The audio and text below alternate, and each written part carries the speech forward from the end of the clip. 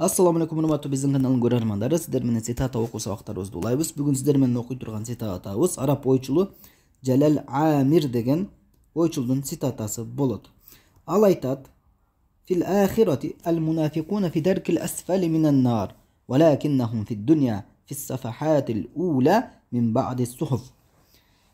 Акыретте дейт, мунафыктар тозоктун эң астыңкы даражаларында болушат. Бирок алар дүйнөдө кээ бир гезиттердин биринчи беттеринде болушат деп айтат. Мындай айтканда, мунафыктар бул дүйнөдө мындай айтканда элдин көзүнө түшүп, жакшы көрүнүп, өздөрүнчө жакшы болуп жүрүшө берет, бирок акыретте тозоктун эң төмөнкү даражасында болушат дейт. Эми мунун грамматикалык талдоосуна киребиз. Фил ахирати дегени жар мажрур болот. Жар мажрур.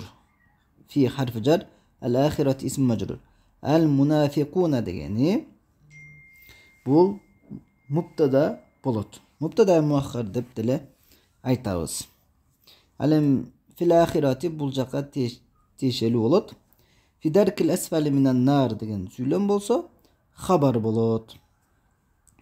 Жалпы мына ошол фиден кийинки сүйлөм, шибхи жумла не болот? Ал мунафикунга хабар болот. Фи харфу жар болот, ад-дарк исм мажрур болот. Ал асфали сифат болот. Буга мин харфу жар, ан-нар исм мажрур болот. Мин бул жерде мааниси баяния. Баяндай турган мин. Кийинкиси ва харфу атф. Лакинна бул билесиздер лил истидрак деп келет. Бул иннан ахаваттарынан. Хум лакиннан исму болот. Фи махал насб исму лакинна болот. Фи дунья фи харфу жар, ад-дунья исм мажрур бул мутааллик болот. Фи харфу жар ас-сафахат исм мажрур. Ал-ула сифат.